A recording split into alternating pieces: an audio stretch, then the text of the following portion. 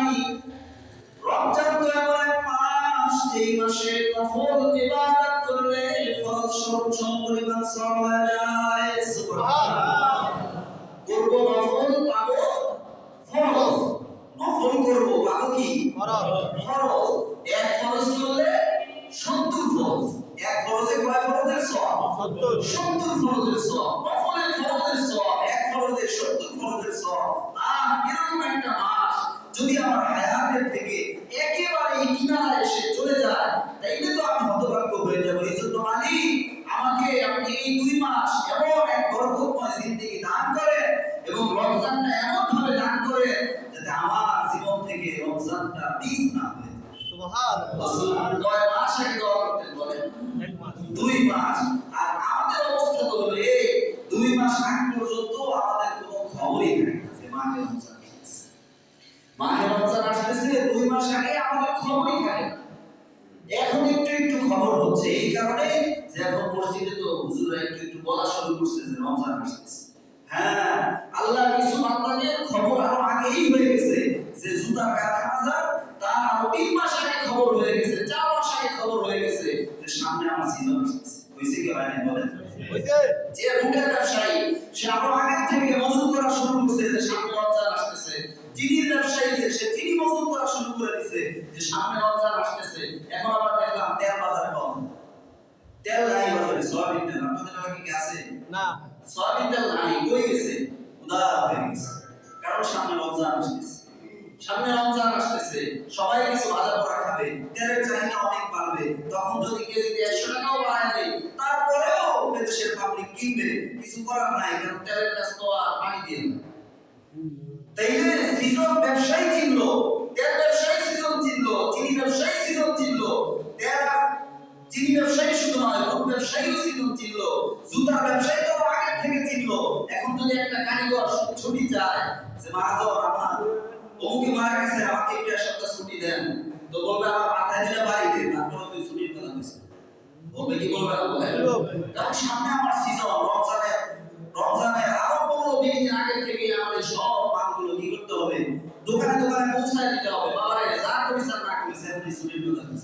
লাগে পয়সা করে বানায় নেই, লাগে তো এখান থেকে টাকা পাঠায় ওই জায়গা বিলাপ করা যায়, তারপরে বাবা ছুটি নিস না। কারণ জুতা ব্যবসায়ী সিজন চিনেছে। কিন্তু আমরা মুসলমান, ইবাদতের এক মৌসুম, আমরা এই মৌসুমটাকে না চিনে আমরা ব্যবসার মৌসুম হিসেবে দেখি। আমাদেরকে বোঝার তৌফিক দান করুন। আমিন। মোহতারাম নাযিরিন, শাবান মাসের ভিতরে আমরা এসেছি। আমরা শাবান মাসে একেবারে মাস বরাবর অবস্থান করতেছি। এই শাবান মাসটা ইসলামের ইতিহাসে অত্যন্ত গুরুত্বপূর্ণ একটা মাস। কিভাবে গুরুত্বপূর্ণ? আমাদের ইসলামের মূল ভিত্তি কয়টা? মূল ভিত্তি কয়টা? 5টা। কালিমা মানে ঈমান, নামাজ, রোজা, হজ, যাকাত। যাকাতের মাসআলা এবং রোজার বিধান ফরজ হওয়া দ্বিতীয় হিজরির এই শাবান মাসে সম্পন্ন হয়েছে। দ্বিতীয় হিজরির শাবান মাসে সর্বপ্রথম রোজা ফরজ হয়েছে। ওই বছরই আল্লাহ রাসূল রমজান মাসে রোজা রেখেছেন। সুবহানাল্লাহ। কোন হিজরিতে? দ্বিতীয় হিজরির শাবান মাসে আল্লাহ রাসূল যেই বছর হিজরত করে গেছেন, তার পরের বছর এই শাবান মাসেই রমজানের রোজাকে ফরজ করা হয়েছে। ওই বছরই আল্লাহ রাসূল প্রথম রমজানের রোজা রেখেছেন। যাকাতের মাসআলা এই দ্বিতীয় হিজরির শাবান মাসে বিভিন্ন ফুরুই মাসআলা, শাখাগত মাসআলা, যত ধরনের যাকাতের মাসআলা আছে সব দ্বিতীয় হিজরির শাবান মাসে আল্লাহ রাসূলের কাছে আল্লাহ রাব্বুল আলামিনের পক্ষ থেকে আল্লাহ রাব্বুল আলামিন পাঠিয়েছেন। যাকাতের ফরজিয়াত এটা মক্কায় থাকতে হয়েছে নামাজের সাথে। নামাজের সাথে যাকাতের ফরজিয়াত এটা নাযিল হয়ে গেছে যে যাকাত দেওয়া ফরজ, কিন্তু যাকাত কিভাবে দিব, কতটুকু দিব, কাকে দিব, এই সমস্ত মাসআলা এটা নাযিল হয়েছে কোন মাসে? একটু আওয়াজ করে বলেন না। শাবান মাসে। শাবান মাস, যেই মাসে আমরা এখন অবস্থান করতেছি। কোন হিজরিতে? দ্বিতীয় হিজরিতে। যেই হিজরিতে রমজান রোজা ফরজ করা হয়েছে, ওই হিজরিতে অর্থাৎ দ্বিতীয় হিজরিতে এই যাকাতের মাসআলা বিশদভাবে বর্ণিত হয়েছে। মক্কা থেকে যখন সাহাবায়ে কেরাম হিজরত করে মদিনার দিকে আসতেছিলেন, মক্কার কাফেররা বিভিন্ন ভাবে এই সাহাবায়ে কেরামদেরকে প্ররোচনা দিচ্ছিল হিজরত না করার জন্য। যে যেভাবে পারতেছিল এইভাবে প্ররোচনা দিচ্ছিল। তার ভিতরে একটা কথা খুব বেশ চাওয়া হয়েছিল, জড়াও হয়েছিল। সেটা হলো যে তোমরা মদিনায় যাচ্ছ, মদিনার আবহাওয়া, মদিনার ওয়েদার এরকম যে ওখানে একটার পর একটা মহামারী লেগেই থাকে, এবং সব থেকে বড় কঠিন জিনিস হলো মদিনায় যে সমস্ত মহামারী আসে, এই সমস্ত মহামারীর কারণে সন্তান যেমন একটা জন্মগ্রহণ করে। এই জন্য যাইতেছো যাও, বুঝে শুনে যাও, সন্তান কিন্তু হবে না। কোন পুরুষকে যদি এটা বলা হয় যে তুমি অমুক জায়গায় বসবাস করলে তোমার সন্তান হবে না, আচ্ছা এই পুরুষের মন কতটা ভেঙে যাবে? কথা বলছেন ঠিক? তো এরকম সাহাবায়ে-কেরামকে বলা হচ্ছিল যে তোমরা ওখানে যাচ্ছ যাও, কিন্তু সন্তান কিন্তু হবে না, কারণ ওখানে মহামারী চলতেছে। সাহাবায়ে-কেরাম দ্বীনের জন্য নিজেদের সর্বস্ব কুরবানি করে, সর্বস্ব বিসর্জন দিয়ে যখন মদিনায় আসলেন, দ্বিতীয় হিজরিতে সর্বপ্রথম ইসলামের মুসলমানদের মাঝে এক পুত্র সন্তান জন্মগ্রহণ করল। বলেন সুবহানাল্লাহ। এই পুত্র সন্তানের নাম হচ্ছে আব্দুল্লাহ ইবনে জুবাইর রাদিয়াল্লাহু তাআলা। কোন হিজরিতে? দ্বিতীয় হিজরিতে। কোন মাসে? এই শাবান মাসে। যখন আব্দুল্লাহ ইবনে জুবাইর রাদিয়াল্লাহু তাআলা জন্মগ্রহণ করলেন, আব্দুল্লাহ ইবনে জুবাইর রাদিয়াল্লাহু তাআলা ছিলেন জুবাইর রাদিয়াল্লাহু তাআলা ছেলে। ওনার মা ছিলেন আসমা রাদিয়াল্লাহু তাআলা। আবু বকর রাদিয়াল্লাহু তাআলা মেয়ে, যে আসমা রাদিয়াল্লাহু তাআলা আনহা আল্লাহর রাসূল হিজরতের সময় ওই যে গায়ে সাওয়ারের উপরে খাবার নিয়ে যেতেন, সেই আসমা রাদিয়াল্লাহু তাআলা গর্ভে জুবাইর রাদিয়াল্লাহু তাআলা ওরসজাত সন্তান জন্ম লাভ করে। এটা দ্বিতীয় হিজরি শাবান মাসে। আম্মা জান আয়েশা রাদিয়াল্লাহু তাআলা আনহা ভাগিনা আসমা আর আয়েশা রাদিয়াল্লাহু তাআলা আনহা তারা কি মান? বোন, অর্থাৎ আল্লাহর রাসূলের শালীর বোন, আল্লাহর রাসূলের শালীর ছেলে। তাই তো নাকি? হ্যাঁ, কথাটা একটু অন্যরকম শোনায়, দেখেই তো আল্লাহর রাসূলের শালী বলে না, কি বলে বড় দিনে জ্যাঠবেশ, আল্লাহর রাসূলের জ্যাঠবেশের ছেলে হলো। এবং কিতাবের ভিতরে আমরা এভাবে পাই যে হযরত আব্দুল্লাহ ইবনে জুবাইর রাদিয়াল্লাহু তাআলা জন্মগ্রহণ করার পরে সাহাবায়ে-কেরাম আনন্দের আতিশয্যে তাকবীর করে দিয়েছেন। আল্লাহু আকবার। এভাবে আল্লাহু আকবার তাকবীর করে দিয়ে ওরা আনন্দ উল্লাস প্রকাশ করেছেন যে সব কিছুর ক্ষমতা একমাত্র কার? আল্লাহ। সন্তান দেওয়ালা কে? আল্লাহ। সন্তান দেওয়ালা কে? আল্লাহ। নাকি মাজারে গেলে সন্তান হয় না, বাবার কাছে গেলে সন্তান হয় না, কোশ্চিন কালে হয়। আগে ভাগেই বলে দেই, এই যে মাস চলতেছে শাবান, এই মাসের একটা খারাপ, একটা ছাড়ার মতো কাজ হলো, এই মাসে দেখবেন মাজারপন্থী কিছু ভাই ওনারা মনে করেন এই মাসে মাজার জিয়ারত করা এমন যেন মক্কা শরীফ জিয়ারত করার মতো একটা সওয়াব, লাভখানায়। নাউযুবিল্লাহ। এইজন্য আজকে যে এই শবে বরাত না, মাজারগুলোর সামনে দেখবেন এত পরিমাণ ভিড়, যেমন ধরো ঢোকার জন্য সিরিয়াল দিয়ে তারপরে ঢুকতে হবে। মিরপুর আমি 4 বছর ছিলাম, ওখানে এই যে এই সময় আমার একজন দেখানোর জন্য আমি বিশ্বাসই করি না যে এটা কেমনে সম্ভব। সিরিয়াল আজকে যদি ঢুকতে হয় তাহলে সিরিয়াল দিয়ে দিয়ে তারপরে ঢুকতে হবে। অথচ আজকে এটা করণীয় কোনো কাজ নয়। কোরআনের আয়াতে তো দেখাইতেই পারবে না কেউ। ন্যূনতম দুর্বল থেকে দুর্বলতম হাদিসের ভিতরে কেউ এটা দেখাইতে পারবে না যে মাজারে যাওয়ার ভিতরে কোনো ফজিলত আছে। বরঞ্চ আল্লাহর রাসূলের সাহাবী মুআয ইবনে জাবাল, ওনার থেকে বর্ণিত হাদিস, রাসূলুল্লাহ সাল্লাল্লাহু আলাইহি ওয়াসাল্লাম বলেন, মুআয ইবনে জাবাল রাদিয়াল্লাহু তাআলা আনহু قال يطلع الله سبحانه وتعالى إلى السماء الدنيا في ليلة النصف من شعبان। আল্লাহ রাব্বুল আলামিন আজকের এই রজনীতে একেবারে শেষ আসমানে চলে এসে একেবারে দুনিয়ার আসমানে আল্লাহ রাব্বুল আলামিন এসে তার বান্দাদের দিকে মনোযোগী হয়ে যান। বলেন সুবহানাল্লাহ। সুবহানাল্লাহ। ও মেরে ভাই, কেমন মহান আল্লাহ রাব্বুল আলামিন হন। হাদিসের ভিতরে আসছে ফায়াগফিরু লিজামি'i খালকিহি ইল্লা লিলমুশরিকিন আও শারিকিন। আল্লাহ তো তার বান্দাদের দিকে এতটা মনোযোগী হন, রাসূলুল্লাহ সাল্লাল্লাহু আলাইহি ওয়াসাল্লাম এই হাদিসের ভিতরে বলেন ফায়াগফিরু লিজামিই খালকিহি, আল্লাহ রাব্বুল আলামিন তার সমস্ত বান্দাদেরকে আজকের এই রাতে maaf করে দিবে। সুবহানাল্লাহ। তবে তবে তবে ইল্লা লিল মুশরিকিন ওয়া মুশাহিন, দুই শ্রেণীর মানুষকে আল্লাহ রাব্বুল আলামিন maaf করবেন না। কয় শ্রেণীর মানুষ? দুই শ্রেণীর মানুষকে আল্লাহ রাব্বুল আলামিন আজকে ক্ষমা করবেন না। দুই শ্রেণীর মানুষ বাদে রব্বে কায়নাত সবাইকে ক্ষমা করে দিবেন। ও মেরে ভাই, জানার দরকার আছে কি নাই যে ওই দুই শ্রেণী কার?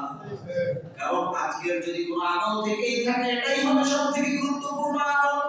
যেই দুই দোষের কারণে, যেই দুই ত্রুটির কারণে, যেই দুই অন্যায়ের কারণে রব্বে কায়নাত আজকে আমাকে maaf করবেন না, যদি আমার ভিতরে ওইটা থেকেই থাকে আজকে সূর্য ডোবার আগে এটা দূর করতে হবে কি হবে না? ঠিক। যদি মাফের আশা আমার ভিতরে থাকে, আমি যদি নিজেকে গুনাহগার মনে করে থাকি, আমি যদি নিজেকে নাফরমান বান্দা মনে করে থাকি, আমি যদি এটা মনে করে থাকি যে আমার দ্বারা তো মাঝে সাঝে ভুল ত্রুটি হয়েই যায়, আর ভুল যেহেতু হয়, গুনাহ যেহেতু হয়েই যায়, তো ক্ষমা দরকার আমার আপনার আছে না নাই? আছে। এই জন্য ক্ষমা যদি নিতে চাই, আজকে নিজের সাথে নিজের বোঝাপড়া করতে হবে। দুইটা গুণ, দুইটা দোষ সেটা আমার ভিতরে আছে কিনা, যদি থাকে তাইলে যত দ্রুত সম্ভব সূর্য ডোবার আগে এই দুই দোষ থেকে, এই দুই ত্রুটি থেকে মুক্ত হওয়ার দরকার আছে না নাই? আছে। ও মেরে ভাই, মুআয ইবনে জাবাল রাদিয়াল্লাহু তাআলা আনহু বলেন, সেই দুই ত্রুটি হলো ইল্লা লিল মুশরিকিন ওয়া মুশাহিন, আল্লাহ রাব্বুল আলামিনের সাথে শিরক যারা করে রব্বে কায়নাত আজকে তাদেরকে maaf করবেন না। বলেন নাউযুবিল্লাহ। নাউযুবিল্লাহ। এখন মেরে ভাই বুঝে শুনে বলেন তো, যারা মাজারের ভিতরে যাচ্ছে তাদের দ্বারা কি শিরক হওয়ার সম্ভাবনা আছে না নাই? আছে। বরঞ্চ মাজারে যারা যায় বড় শিরক অনেকের দ্বারা হয়তো হয় না, হয়তো অনেকে মাজারে গিয়ে সরাসরি সিজদা করে না, যে মাজারে গিয়ে সরাসরি সিজদা করেই ফেলে, আল্লাহ মাফ করেন, তা তো শিরক হয়েই যাচ্ছে কোনো ধরনের সন্দেহ ছাড়া। ঠিক কি না বলেন? ঠিক। যে মাজারকে সামনে নিয়ে সিজদা করতেছে, যেখানে কেউ একজন আছে, সে সম্মানের সিজদার কথা বলুক আর অসম্মানের সিজদার কথা বলুক, যে আল্লাহকে যে সিজদা দেই মসজিদে গিয়ে ওই সিজদা দিচ্ছি না, এখানে একজন আছে সে অনেক বড় কিছু, তাকে শুধুমাত্র ইজ্জত দেখানোর জন্য সিজদা করতেছি, এই কথা অনেকেই বলে। এইটাও যদি বলে, এইটাও শিরকি সিজদা হয়েই যাবে। কথা বলে ঠিক কি না? এই জন্য যে ওখানে গিয়ে সিজদা দিচ্ছে সে যে শিরক করতেছে এটাতে কোনো সন্দেহের অবকাশ নাই, কিন্তু যে ওখানে গিয়ে সিজদা দিচ্ছে না, শুধুমাত্র মাজারের দরজা দিয়ে বের হওয়ার সময় মুখটা উল্টা দিকে কইরা পিছনটা পিছনে দিয়ে কেমনে জানি ভাই দেখছেন না?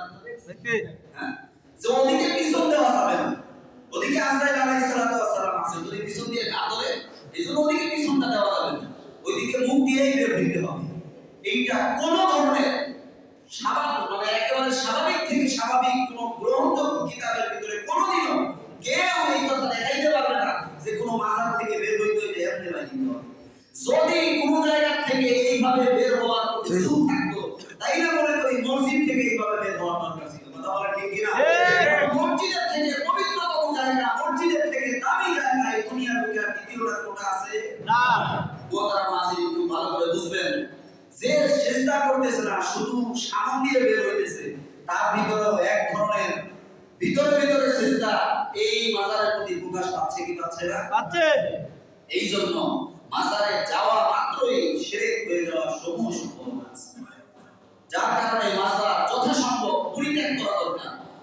ইল্লা মাশাআল্লাহ, তবে হঠাৎ করে আমি কোনো কারণে কোনো এক মাজারের পাশে গেছি যেখানে কোনো বুজুর্গ আলেম শুয়ে আছেন, অন্য কোনো কাজে গেছি, তো এই আল্লাহর এই বান্দার জন্য সূরা ফাতিহা একবার, সূরা ইখলাস তিনবার পড়ে আল্লাহর রাসূল যেই তরিকায় মাজার জিয়ারতের কথা বলেছেন, কারণ কবর জিয়ারতের কথা বলেছেন, ওইভাবে করা যাবে কি যাবে না? যাবে। ওইভাবে করা যাবে যেইভাবে রাসূলুল্লাহ সাল্লাল্লাহু আলাইহি ওয়াসাল্লাম বলেছেন। এর বাইরে অন্য কোনো মত, অন্য কোনো পথ এটা গ্রহণের কোনো সুযোগ আমাদের আছে না। আমরা মাশাআল্লাহ খুব ভালো বুঝেছেন, মনে হয়েছে। আল্লাহ রাব্বুল আলামিন আমাদেরকে আমল করার তৌফিক দান করেন। আমিন। এই কয় শ্রেণীর মানুষকে আল্লাহ রাব্বুল আলামিন maaf করবেন না? দুই শ্রেণী। তার ভিতরে একটাকে শিরক যে করে, শিরকের গুনাহ আল্লাহ রাব্বুল আলামিন কশিন কালেও তওবা ব্যতীত ক্ষমা করেন। এই যে অফার, অটোমেটিক ক্ষমা অফার আছে, এই অফারের ভিতরে করবেন না। যদি শিরকের গুনাহ কারো দ্বারা হয়ে গিয়ে থাকে, সে এক্সেপশনাল ভাবে আলাদাভাবে রবের কাছে মাফ চাইবে। রব, আপনার সাথে আমি শিরক করে ফেলেছি, মেহেরবানি করে আপনি আমাকে মাফ করে দেন। তওবা করতে হবে, তাই আল্লাহ রাব্বুল আলামিন তাকে মাফ করে দিবেন। বলেন সুবহানাল্লাহ। আত্তাইবু মিনাদ যামবি কামান লা যামবা লাহু। বুঝে না বুঝে দুনিয়ার জিন্দেগিতে কখনো না কখনো আপনার দ্বারা শেষ হয়ে গেছে। এখন আপনার বুঝে আসছে, হায় হায় হায়, জিন্দেগির একটা লম্বা সময় তো আমি কি করে ফেলেছি, শেষ করে ফেলেছি। কিন্তু আমার রবের কাছে ক্ষমা ফিরে আসা দরকার। ও মেরে ভাই, কোনো হুজুরের কাছে যাওয়া লাগবে না, কাউকে হাদিয়া তোফা দেওয়া লাগবে না। শুধুমাত্র মসজিদের কাতারে বসে কিংবা ঘরের ছোট্ট কুঠুরির ভিতরে বসে যায় নামাজটা পড়ায়া 2 রাকাত নামাজ পড়ে তওবার নামাজ, নামাজ পড়ে 2 হাত আল্লাহ রাব্বুল আলামিনের কাছে তুলে দিয়ে বলেন, মালিক, বুঝতে পারি নাই আপনার সাথে শরীক করে ফেলেছি গো আল্লাহ। আমি তো এমন না খান্দা, আরবিতে যে আপনার কাছে একটু ইস্তেগফার করব সেটাও আমি পারি না। আমি আমার জবানে আপনার কাছে বলতেছি, মালিক, আমার মতো গুনাহগারকে আপনি maaf করে দেন। আপনার সাথে আমি কমিটমেন্টে আবদ্ধ হলাম, প্রতিজ্ঞাবদ্ধ হলাম, জিন্দেগিতে বুঝ থাকা সত্ত্বে বুঝে শুনে কখনো আর আমি শিরকের গুনাহ করব না মালিক। আল্লাহর কোন বান্দা যদি রবের কাছে এইভাবে বলতে পারে, তো হাবিবুল্লাহ সাল্লাল্লাহু আলাইহি ওয়াসাল্লাম বলেন, তুবু, আল্লাহ রাব্বুল আলামিন কোরআন হাকিমের ভিতরে বলেন, তুবু ইলাল্লাহি জামিআন আইয়ুহাল মুমিনুনা লাআল্লাকুম তুফলিহুন। ও আমার বান্দারা, তোমরা তওবা করো, তওবা করো, তওবার দ্বারা তোমরা সফল কাম হয়ে যাবে। রাসূল বলেন, কেমন সফল কাম হবে? কেমন সফল কাম আল্লাহর এই বান্দা হবে? আত্তাইবু মিনাদ যামবি কামান লা যামবা লাহু। সেটা এমন সফল কাম হবে যখন তার কোনো গুনাহ ছিল না, এই ব্যক্তির কোনো গুনাহ নাই, তওবাকারী ব্যক্তি হাজার গুনাহ করার পরে যখন সে তওবা করলো, তওবাটা আল্লাহর কাছে গ্রহণযোগ্য হয়, কেমন যেন সে আর জিন্দেগিতে কখনো গুনাহ করেই নাই। সুবহানাল্লাহ। আপনি তওবা করলে আপনার তওবাটা তওবার মতো হলো। আপনার তওবাটা যদি মোরগ মার্কা তওবা না হয়, মোরগ মার্কা তওবা তো বুঝেন নাকি? মুরগি মার্কা তওবা বুঝেন? জি। মোরগে তওবা করে কেমন জানেন? মোরগে সকালে যখন বের হয় ঘর থেকে, গিয়েই দেখে মহাজনের ছেলে, ছোট্ট ছেলে উঠানের ভিতরে কি করে রাখছে, বডি করে রাখছে। তো মাশাআল্লাহ গিয়েই আগে ক্ষুধার্ত পেয়ে যেই পরিমাণ পারে ওই পরিমাণ ভিতরে নেয়। নেওয়ার পরে এরপরে মাটির সাথে মুখ এরকম করে দেখছেন কিনা? আমার হুজুর বলতে যে তওবা করে, আর খাবো না, আর খাবো না, আর খাবো না, আর খাবো না। এই তওবা করলো। এরপরে যখন আবার মুখে ক্ষুধা লাগে দুপুরের দিকে, তো খুঁজতে থাকে সে কি খাবে, যা পায় টুকাইতে থাকে আর খাইতে থাকে। হঠাৎ দেখলো যে মালিকের ছেলে গোসল করতে গিয়ে সে পুকুর ঘাটে আবারও একটু সাইডে রাখছে। তো ওই তওবার কথা সে তখন ভুলে যায়। সে তখন আবারও এটা দিয়ে খাইতে থাকে। খাওয়ার পরে আবারও সে তওবা করে, আর খাবো না, আর খাবো না। এরপরে সন্ধ্যার সময় যখন সে আবারও ঢুকে যাবে, তো দেখে বিকেল বেলা আবারও এক মশলা তার সামনে পড়ে গেছে। এখন সে চিন্তা করে, সারা রাত আর আমি তো ঘরের ভিতরে খাওয়ার কোনো সুযোগ পাবো না, এই যে শেষ সুযোগ, এই সুযোগ মিস করার কোনো সুযোগ নাই। সে আবার হয়ে গেল। তো এইটারে বলে কিসের তওবা? মরগের তওবা। এই তওবার কোনো লাভ নাই, লাভ নাই, ওটাও বলা ঠিক হবে না। কিন্তু যদি কারো দিনের ভিতরে এটা থাকে যে তওবা করলাম আবার ভুলে যাবে, করে নিব, এই তওবার কোনো লাভ নাই। হ্যাঁ, যদি কারো ভিতরে পরিপূর্ণ প্রতিজ্ঞা এইভাবে আসে যে আমি তওবা করলাম, এই গুনাহ আর করব না, হয়ে যেতে পারে তার দ্বারা পরবর্তীতে ওই গুনাহ আবার হয়ে যেতে পারে, কিন্তু তার দিলের ভিতরে যদি পরিপূর্ণ ইচ্ছা এবং আগ্রহ এরকমই থাকে না আমি আর এই গুনাহ করব না, তাইলে ওই তওবার জোর আছে না নাই? আছে। একেবারে মাসুম, নির্গুনাহ, নিষ্পাপ আল্লাহ রাব্বুল আলামিন তাকে বানায়। বলেন সুবহানাল্লাহ। তাই মোহতারাম হাজিরিন, বলতেছিলাম কয় দোষের দোষী ব্যক্তিকে আল্লাহ রাব্বুল আলামিন আজকে maaf করবেন না? দুই দোষের এক দোষ কি? শিরক। দ্বিতীয় হলো হিংসা। কি? হিংসা। জোরে বলেন নাকি? হিংসা। আরো জোরে বলেন নাকি? হিংসা। একজনও বাদ যায় না, সবাই বলেন নাকি? হিংসা। আছে না নাই? আছে। কম না বেশি? বেশি। আরে ওর বাড়ি দোতলা ভাই, কেমনি দোতলা করা হয়ে গেল। কিভাবে? ছেলেরা সবাই মানুষ হয়ে গেল আর আমার একটা হইল না। কেন? কেমনে? এই দোষ আমাদের ভিতরে কম না বেশি? বেশি। আল্লাহ আমাদের সবাইকে হেফাজত করুন। আমিন। আরে হোক না, সেটাও আমার মুসলমান ভাই, তাও অনেক হয়ে যায়। আল্লাহর কাছে বলেন, আল্লাহ তার অনেক হয়েছে, আলহামদুলিল্লাহ, সে আমার ভাই মুসলমান, তার হয়েছে, আমার সমস্যা নেই, আল্লাহ আমাকেও আপনি দিয়ে দেন, এটা বলেন না, ওদের কাছে সমস্যা নেই। কিন্তু তার কেন হইল? এই জন্য কিভাবে তাকে বাড়ি দেওয়া যায়? তার সন্তান সবাই মানুষ হয়ে গেল, এই জন্য কিভাবে পিছন দিয়ে টেনে ধরা যায়? এই ধরনের মন মানসিকতা আমাদের আছে না নাই বলেন? আছে। লজ্জা কিছু আছে না নাই আমাদের?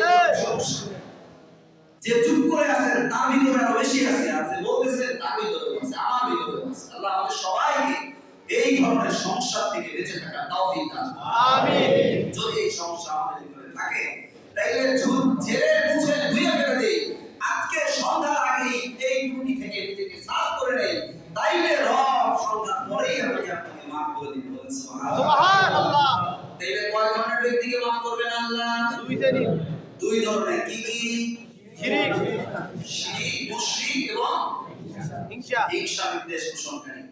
হিংসা বিদ্বেষ পোষণকারী মানে দেখাবে এমন না, যার ভিতরে সে পোষণ করে, দেখানোর দরকার নাই, পোষণ করে, তাই এই আল্লাহ রাব্বুল আলামিন তাকে মাফ করবেন না। কে সারা রব্বে কায়নাত আর সবাইকে মাফ করে দিবেন। বলেন সুবহানাল্লাহ।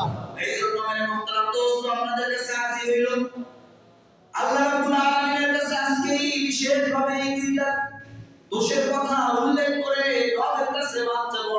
যদি আমার ভিতরে শিরকি গুনাহ থেকে থাকে, ও আল্লাহ বুঝে না বুঝে অনেক সময় হয়তো আপনার সাথে ছোট বড় শিরক করে ফেলেছি, মালিক আপনি আমাকে মাফ করে দিয়েন। ও মালিক, আমার ভিতরে হিংসার দোষ আছে, আল্লাহ শয়তানের ধোঁকায় পড়ে আমি আমার অনেক ভাইয়ের সাথে হিংসামি করে ফেলেছি। মালিক আপনার কাছে আমার আরজি, আয় আল্লাহ হিংসা করতে চাই না, হিংসার দোষ থেকে আপনি আমাকে মুক্তি দেন। দোয়া করব কি করব না বলেন? সন্তান আগে এই দুই দোষ থেকে মুক্ত হওয়ার ব্যাপারে চেষ্টা করব, এরকম কে কে আছে আপনারা? সন্তান আগে, কারণ সন্তান পরে মাফ করবেন কে? আল্লাহ। এই জন্য সন্তান আগেই ত্রুটি মুক্ত হইতে হবে, কি হবে না বলেন? এই ত্রুটি যদি আমাদের ভিতরে থাকে তাইলে তো মাফ করবেন না। মুহতারাম হাজিরিন, বলতেছিলাম শাবান মাসের গুরুত্বের বিষয়ে। এই মাসে ইসলামী বিভিন্ন গুরুত্বপূর্ণ ঘটনা সংঘটিত হয়েছে। তার ভিতরে আরো একটা গুরুত্বপূর্ণ ঘটনা হইল শাবান মাসের ৪র্থ হিজরি শাবান মাসে আল্লাহর রাসূলের দৌহিত্র হযরত হুসাইন রাদিয়াল্লাহু তাআলা আনহু এই দুনিয়া থেকে আগমন করছে। কোন মাসে? শাবান মাসে। কোন মাসে? শাবান মাসে। শাবান মাসে। কত হিজরিতে? ৪র্থ হিজরি। ১৪ হিজরিতে তো আল্লাহর রাসূল মারাই গেছে। ৪র্থ হিজরি শাবান মাসে হযরত হুসাইন রাদিয়াল্লাহু তাআলা জন্মগ্রহণ করেছে। বনু মুস্তালিকের যুদ্ধ এই শাবান মাসে সংঘটিত হয়েছে ৬ষ্ঠ হিজরি। বনু মুস্তালিকের যুদ্ধ ইসলামের ইতিহাসে খুব গুরুত্বপূর্ণ একটা যুদ্ধ। এই যুদ্ধ ৬ষ্ঠ হিজরির এই শাবান মাসে সংঘটিত হয়েছে। মুহতারাম হাজিরিন, বড় উদ্দেশ্য এটা যেটা ইসলামী ইতিহাসের গুরুত্বপূর্ণ একটা মাস।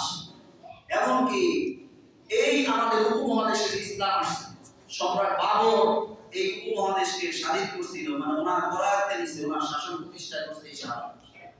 এই জন্য শাবান মাসের গুরুত্ব আছে না নাই? আছে। সব থেকে গুরুত্ব বেশি কিসের কারণে? রাসূলুল্লাহ সাল্লাল্লাহু আলাইহি ওয়াসাল্লাম এই মাসের গুরুত্ব দিয়েছেন কি দেন নাই? কেমন গুরুত্ব দিয়েছেন? আম্মা জান আয়েশা রাদিয়াল্লাহু তাআলা আনহা বলেন যে রাসূলুল্লাহ সাল্লাল্লাহু আলাইহি ওয়াসাল্লাম শাবান মাসে এইভাবে রোজা রাখতে শুরু করতেন, আমাদের মনে হইতো আল্লাহর রাসূল আর কখনোই রোজা ছাড়বেন না। সুবহানাল্লাহ। আমাদের অবস্থা হলো এই শাবান মাসে কখনোই আমরা রোজা রাখি না। এটাই তো নাকি? রাখি বলেন? না। রাখি না। তাইলে যারা বলতেছেন না তারা সবাই রাখে। আলহামদুলিল্লাহ, আপনাদের এলাকার মানুষদের অনেক ভালো। আমার যাদের সাথে আলাদাভাবে কথা হয়, আমি যেখানে থাকি বা আমার পরিবারের কথাই ধরেন, এরা আসলে শাবান মাসে অত বেশি রোজা রাখে না। তবে একটা বিষয় আমরা অনেক দিন যাবত চেষ্টা করি, এবং আমাদের আগের মসজিদেও এটা আমরা চেষ্টা করেছি, শাবান মাসের ৩টা রোজা বিশেষভাবে রাখার জন্য। ৩টা রোজা হলো আইয়ামে বীজের যে রোজা। আল্লাহ রাসূল প্রত্যেক মাসে 3টা রোজা রাখতেন, আইয়ামে বীজের রোজা বলে। এটা কি আপনারা শুনেছেন? শুনেছেন? আসলে আজকে শুনেন, সহিহ হাদিস দ্বারা প্রমাণিত আল্লাহ রাসূল প্রত্যেক মাসের 13, 14, 15 তারিখে রোজা রাখতেন। কোন কোন তারিখে? 13, 14, 15 কয় মাস? কয় মাস? রমজানে তো রাখতেনই, বাকি 11 মাস রাখতেন। তার মানে সারা বছরই আল্লাহ রাসূল কি করতেন? 13, 14, 15 তারিখে কি রাখতেন? রোজা রাখতেন। এক মাস না সারা বছর? সারা বছর। আমরা তো সারা বছর রাখি না। আমরা তো অনেক ব্যস্ত, দুনিয়া নিয়ে এত ফিকির, আমাদের এত ব্যস্ততা, আমাদের সুযোগ আর কোথায়? ও মেরে ভাই, আপনাদের আরো যে বলি, যদি সারা বছর রাখার সুযোগ নাও হয়, অন্তত আল্লাহ রাসূলের এই হাদিসের উপরে, আল্লাহ রাসূলের এই আমলের উপরে আমল করার জন্য শাবান মাসটা এই বছর তো পাবেন না, পারলেন না, আগামী বছর থেকে নিয়ম করা যায় না? জীবনে যত বছর বাঁচবো অন্তত শাবান মাসের 13, 14, 15 তারিখে রোজা রাখবো, এই নিয়মটা করা যায় না? আমাদের অনেক ভাই, বিশেষ করে যাদেরকে আমরা আহলে হাদিস হিসেবে চিনি, তারা বলেন শাবান মাসের 15 তারিখে কোনো রোজা নাই। বলেন নাউজুবিল্লাহ। একজনের বক্তব্য তো এরকম শুনতেছি, শাবান মাসের 15 তারিখের রোজা বেদাত, বেদাত, বেদাত। বলেন নাউজুবিল্লাহ। যে বলবে যত বড় শায়েখ আর শায়ের হোক না, যেটা সত্য সেটা সত্য, সেটা বলতে হবে। সত্যটাকে ঢাকতে গিয়ে অথবা কোন ছোট্ট একটা সমস্যাকে ঢাকতে গিয়ে বড় কোন দিকে ছুটে যাচ্ছে, এদিকেও খেয়াল রাখার দরকার আছে না নাই? তিনি শবে বরাতের রোজাকে বেদাত বলতে গিয়ে 15 তারিখের রোজাকে যে বেদাত বলতেন, শাবানের রোজা 15 তারিখের রোজা বেদাত, বেদাত, বেদাত, উনি সুস্পষ্টভাবে একটা গোমরাহির ভিতরে আছেন। কথা বলেন ঠিক? কারণ আল্লাহ রাসূল প্রত্যেক মাসে 13, 14, 15 তারিখ রোজা রাখছেন কি রাখেন নাই? এই শাবানের 15 তারিখে আল্লাহ রাসূল রোজা রাখছেন কি রাখেন নাই? সহিহ হাদিস দ্বারা প্রমাণিত যে এটা বিশুদ্ধ সত্য কথা। এই ব্যাপারে কারো কোনো দ্বিমত নাই যে আল্লাহ রাসূল প্রত্যেক মাসে 13, 14, 15 তারিখে রোজা রাখতেন। এই যেই আল্লাহর বান্দা এইভাবে 15 তারিখের রোজাকে বেদাত সাব্যস্ত করলেন, তার তো এতটুকু খেয়াল রাখার দরকার ছিল যে আমি একজন আলেম, আমি বিশাল এক শায়েখ, আমার তো পিছনটাও খেয়াল রাখা দরকার যে 15 তারিখে আরো কোনো আমল আল্লাহ রাসূলের থেকে আছে। এই খেয়াল রাখা দরকার ছিল কি ছিল না? ছিল। তাইলে 15 তারিখে আল্লাহ রাসূলের পক্ষ থেকে যে রাখা রোজা, এই রোজা কিন্তু বেদাত বলতে পারেন না। আপনার যদি মনে হয় যে শবে বরাতের রোজা বলতে কিছু নাই, আপনি সেটা বলেন, কিন্তু 15 তারিখের রোজা কি বেদাত? না। বেদাত না সুন্নাত? সুন্নাত। 13, 14, 15 তারিখের রোজা বেদাত নাকি সুন্নাত? সুন্নাত। সবাই বলেন 13, 14, 15 তারিখের আরবি মাসের 13, 14, 15 তারিখের রোজা বেদাত নাকি সুন্নাত? সুন্নাত। সেই হিসেবে যদি কেউ 15 তারিখের রোজাকে বেদাত বলে, তাহলে কি সে ঠিক করলো না ভুল করলো? ভুল করলো। আল্লাহ আমাদের সবাইকে বোঝার তৌফিক দান করেন। এখন কথা হলো, আপনাদেরকে যাই আলাদাভাবে 15 তারিখের রোজা বলতে আসলে কিছু আছে, এটা জানার দরকার আছে না নাই? আছে। আমাদের ভিতরে অনেক ভুল কনসেপ্ট আছে। আমি আপনাদেরকে খুতবার ভিতরে একটা সূরা 3টা আয়াত তেলাওয়াত করেছি। যে আয়াতের ভিতরে রব্বে কায়নাত বলতেছেন হামিম। হামিমের তরজমা স্বয়ং রাসূল করিম সাল্লাল্লাহু আলাইহি ওয়াসাল্লাম করেন নাই। এই তরজমা রেখে দিয়েছে কার জন্য? আল্লাহর জন্য। এর তরজমা কি হবে? এটা আল্লাহ রাব্বুল আলামিন বলেছেন। এই জন্য দুনিয়ার কোন মুফাসসির এর তরজমা করে নাই। দ্বিতীয় আয়াতে আমরা চলে যাই, যেখানে রব্বে কায়নাত বলতেছেন ওয়াল কিতাবিল মুবিন। সুস্পষ্ট কিতাবের শপথ করে আমি রব বলছি, ইন্না আনজালনাহু ফি লাইলাতিন মুবারাকাতিন ইন্না কুন্না মুনজিরিন। ও বান্দা, তোমাদেরকে আমি জানাচ্ছি, ইন্না আনজালনাহু আই ইন্না আনজালনাল কুরআনা ফি লাইলাতিন মুবারাকা। বান্দা, আমি কুরআনকে অবতীর্ণ করেছি একটা মুবারক রজনীতে। কুরআনকে আল্লাহ রাব্বুল আলামিন মুবারক এক রজনীতে, মুবারক এক রাতে অবতীর্ণ করেছেন। মেরে ভাই, খুব ভালো করে বুঝবেন, আমরা সবাই জানি কুরআনে কারীম অবতীর্ণ হয়েছে কোন রাতে? কুরআনে কারীম অবতীর্ণ হয়েছে কদরের রাতে। অর্থাৎ আল্লাহ রাব্বুল আলামিন কুরআনে কারীমের অন্য এক সূরা সূরাতুল কদরের ভিতরে বলতেছেন, ইন্না আনজালনাহু ফি লাইলাতিল কদর। আই ইন্না আনজালনাল কুরআনা ফি লাইলাতিল কদর। আমি কুরআনকে অবতীর্ণ করেছি কদরের রাত্রিতে। ওই আয়াতের ভিত্তিতে অধিকাংশ মুফাসসিরিনদের মত হলো, ইন্না আনজালনাহু ফি লাইলাতিন মুবারাকা। এই মুবারাক লাইলের দ্বারা উদ্দেশ্য হলো কদরের রাত। কিন্তু আল্লাহ রাসূলের সাহাবী ইবনে আব্বাস রাদিয়াল্লাহু তাআলা আনহু যাকে বলা হয় রাইসুল মুফাসসিরিন, সমস্ত মুফাসসিরদের সর্দার তিনি, সেই সমস্ত মুফাসসিরদের সর্দার হযরত ইবনে আব্বাস রাদিয়াল্লাহু তাআলা আনহুর একজন অন্যতম ছাত্র তাবেঈ হযরত ইকরামা রাহমাতুল্লাহি আলাইহি। ইকরামা রাহমাতুল্লাহি আলাইহি সূত্রে বর্ণিত আছে, ইকরামা রাহমাতুল্লাহি আলাইহি বলেন, ইন্না আনজালনাহু ফি লাইলাতিন মুবারাকাহ, এই যে লাইলাতুল মুবারাকা অর্থাৎ বিশেষ রজনী, বরকতময় রজনী, যেই রজনীতে রব কালামে পাক নাযিল করেছেন, এই রজনী হলো এই শবে বরাতের রাত। এখন আমাদের প্রশ্ন থেকে যায়, যদি ইকরামা রাদিয়াল্লাহু রাহমাতুল্লাহি আলাইহি এর মত ধরে আমরা কোরআন অবতীর্ণ হওয়ার রাতকে শবে বরাতের রাত হিসেবে মেনে নেই, তাইলে সূরা কদরের ভিতরে যে আল্লাহ রাব্বুল আলামিন বলেছেন যে আমি কোরআন অবতীর্ণ করেছি কদরের রাত্রিতে, এই দুইটার ভিতরে ঝামেলা লাগে কি লাগে? লাগে। কথা কি বুঝতেছেন? এই দুইটার ভিতরে ঝামেলা লাগে না? লাগে। যদি ইকরামা রাহমাতুল্লাহি আলাইহি এর মত ইবনে আব্বাসের সূত্রে এইটা যদি আমরা মেনে নেই যে শবে বরাতের রাত্রিতে কোরআন নাযিল হয়েছে, তাইলে রবের অন্য আয়াত যেখানে রব বলেছেন কদরের রাত্রিতে নাযিল হয়েছে, এটার ভিতরে একটা ঝামেলা দেখা দেয়। হযরত মুফাসসিরিনে কিরাম ওনারা এর একটা সমাধান বের করেছেন, সেটা হলো যে এই যে শবে বরাতের রাত, মানে বরাতের এই রাত, রব্বুল আলামিন এই রাতে ফেরেশতাদের সামনে ঘোষণা দিয়েছেন যে আমি কদরের রাত্রিতে কোরআন নাযিল করব। বলেন সুবহানাল্লাহ। ঘোষণাটা দিয়েছেন কোন রাতে? বরাতের রাতে। বরাতের রাতে ঘোষণা দিয়েছেন কোন রাতে? বরাতের রাতে। এই বরাতের রাতে। আর নাযিল করেছেন, নাযিল করবেন কখন? কদরের রাতে। তো নাযিল তো কদরের রাতেই হয়েছে, কিন্তু রবের থেকে ঘোষণাটা আসছে বরাতের রাতে। যেহেতু রবের ঘোষণা কি আমার আপনার ঘোষণার মতো হবে? না। রবের ইশতিহার কি আমার আপনার ইশতিহারের মতো হবে? না। বললাম আগে দেশকে একেবারে স্বর্গরাজ্য বানায় দেব শান্তি, এরপরে গিয়ে দেশকে অশান্তি স্বর্গরাজ্যে রূপান্তরিত করা, এটা হচ্ছে আমাদের ঘোষণা। কথা বলেন ঠিক কি না? কথা মাঝে খুব ভালো করে বুঝবেন, রবের ঘোষণা কিন্তু অমল নয়। রব যেটা বলেছেন ওটা হবেই।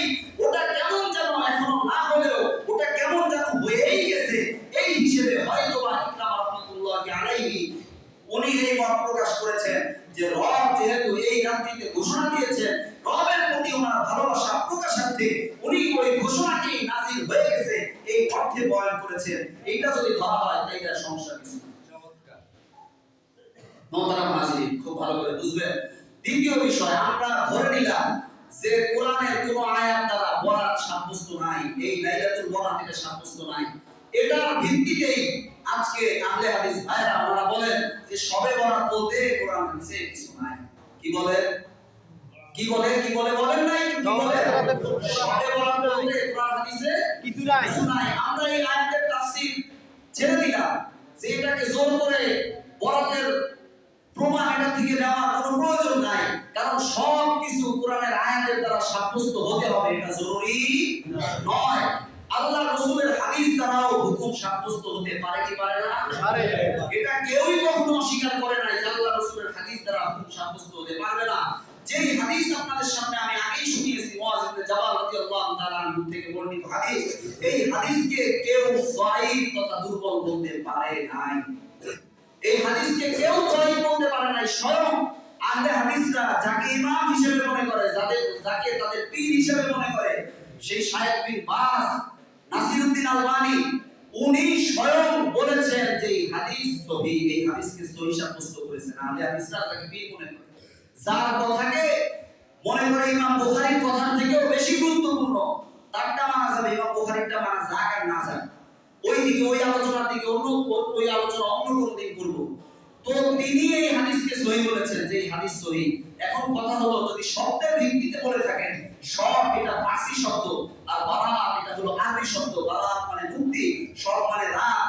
তো শবে বরাত যেহেতু আল্লাহ রাব্বুল আলামিন এই দিন সবাইকে maaf করে দিবেন দুই শ্রেণীর ব্যক্তি ছাড়া, এই মুক্তি যেহেতু রব দিবেন, এই হিসাবে এই দিনকে কি বলা হয়? মুক্তির রাত। কি বলা হয়? মুক্তির রাত। মুক্তির রাত। শবে বরাত মানে কি? মুক্তির রাত। বলেন না সবাই, শবে বরাত মানে কি? মুক্তির রাত।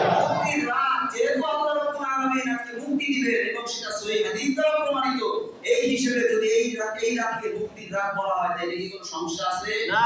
ওনারা বলেন শবে বরাত বলতে কোরআন হাদিসে কিছু নাই, তবে হাদিসের ভিতরে যেটা পাওয়া যায় সেটা হলো লাইলাতুল নিসফি মিন শাবান।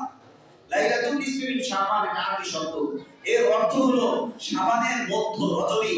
শাবানের মধ্য রজনীকেই তো আমাদের দেশের পরিভাষায় চলে আসতেছে শবে বরাত। যেমন আমরা বলি নামাজ, কি বলি? নামাজ। নামাজ বলতে কিছু আছে? নামাজ পড়ি কি করি না, আছে না নাই?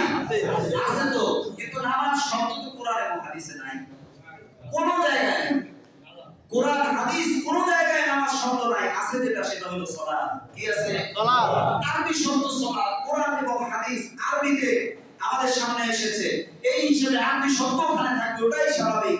তার মানে নামাজ শব্দ এটা কোরআনে থাকবে না, ফার্সি শব্দ এটাই স্বাভাবিক। সাওম মানে রোজা, এটা কোরআন হাদিসে আছে। কিন্তু সাওমের বিপরীতে আমরা যেটা বলি রোজা, এটা তো কোরআন হাদিসে নাই, কারণ রোজা এটা তো আরবি শব্দ না। এই হিসেবে যদি কেউ এটা বলে থাকে যে শবে বরাত এটা কোরআন হাদিসে নাই, তাইলে তাকে এটাও বলতে হবে নামাজ এবং রোজা এটাও কোরআন হাদিসে নাই। কথা বলে ঠিক কি না? আপনারা কি বুঝতে পারছেন? আর যদি অর্থ হিসেবে বলে, অর্থ হিসেবে যদি এটা বলে যে শবে বরাত এটা আসলেই কোনো কিছু নাই, এখানে করণীয় বর্জনীয় কোনো কিছু নাই, তাহলে লাইলাতুল নিসফি মিন শাবান এটা কি, এটা আমাদের বুঝায় দেওয়া আমরা জানাইতে পারি কি পারি না বলেন? তো যাই হোক, ওই দিকে না গিয়ে আমরা আমাদের যেটা করণীয় সেটা হলো লাইলাতুল নিসফি মিন শাবান, যেটাকে আমাদের পরিভাষায় আমরা বলি শবে বরাত, এটা অবশ্যই কোরআনের দ্বারা প্রমাণিত না হইলেও আল্লাহ রাসূলের হাদিস দ্বারা প্রমাণিত, এবং যে হাদিস ছেড়ে দেওয়ার কোনো সুযোগ নাই। যে হাদিস এত অধিক পরিমাণে হাদিস এই ব্যাপারে আসছে, 12টার উপরে হাদিস এই ব্যাপারে আসছে, তো এইটাকে একেবারে ছেড়ে দেওয়ার মতো কিছু নাই। তবে আমাদের যেটা আলোচ্য বিষয় হতে পারে সেটা হলো এই সময় আমরা করব কি আর এই সময় আমরা করব না কি, আমাদের কতটুকু করণীয় কতটুকু বর্জনীয়। সময় যেহেতু শেষ, আজকে রাত্রেই যেহেতু এই বিষয়ে আলোচনা হবে, তো আর নতুন করে এখন আলোচনা সামনে না বাড়িয়ে আপনাদেরকে একটা বিষয় কিন্তু অলরেডি বলে দিছি যে আমাদের মাগরিবের আগে একটা কাজ করণীয় আছে কিনা? আছে। সেটা কি? তওবা। দুইটা বিষয় আমাদের যাদের ভিতরে আছে, যদি কারো ভিতর নাও থাকে সেও আমরা তওবা করার নিয়ম ইনশাআল্লাহ। ইনশাআল্লাহ। আচ্ছা, একটা ছেলে ধরেন এক বাবার দুই ছেলে, এক ছেলে খালি অন্যায় করে এসে মানে বলে আম্মা আমাকে মাফ করে দেন, আম্মা খুশি হবে কি হবে না? হবে। আচ্ছা, আরেক ছেলে সে কোনো ভুল করে না, এমনি আইসা মা আমার যদি কোনো ভুল হয়ে থাকে আমাকে মাফ করে দেন। আচ্ছা বলেন তো এই দুই সন্তানের ভিতরে কার প্রতি মা বেশি খুশি হয়ে যাবে? যে অন্যায় না করেও মায়ের কাছে ক্ষমা যাচ্ছে, মা যদি আমার দ্বারা কোনো ভুল হয়ে থাকে আমাকে মাফ করে দেন, তার প্রতি বেশি খুশি হবে কি হবে না? হবে। আচ্ছা, এই জন্য যদি কারো এটা মনে হয় যে আমার তো আসলে এই ধরনের ভুল ত্রুটি আমার ভিতরে নাই, সেও আল্লাহর কাছে তওবা করার সুযোগ আছে না নাই? আছে। কোন সময়ের আগে? মাগরিবের আগে। মাগরিবের আগেই আমরা এই তওবা এটা করার চেষ্টা করব তো ইনশাআল্লাহ। ইনশাআল্লাহ। আমাদের সবাইকে তৌফিক দান করেন। আরেকটা যেটা করবেন, যারা আজকে রাতে ইবাদতের নিয়ম করতেছেন আল্লাহর রাস্তে, এই যে জুমা তো আসছেনি, আসর মাগরিব এশা এই নামাজগুলো জামাতের সাথে পড়বেন, তারপরে এশার পরে আপনাকে বলবো যে আপনি কি করবেন না। এখন আমাদের দুইটা কাজ। কয়টা কাজ? দুইটা কাজ। একটা হলো তওবা করব, আরেকটা হলো এই নামাজগুলো জামাতের সাথে পড়ব তো ইনশাআল্লাহ। ইনশাআল্লাহ পড়ব তো ইনশাআল্লাহ। ইনশাআল্লাহ। তাহলে শবে কদর আপনার নসিবে কিভাবে হয়ে যাবে এটা রাতে ইনশাআল্লাহ বলে দেব। আল্লাহ রাব্বুল আলামিন আমাদের সবাইকে আমল করার তৌফিক দান করেন। আমিন।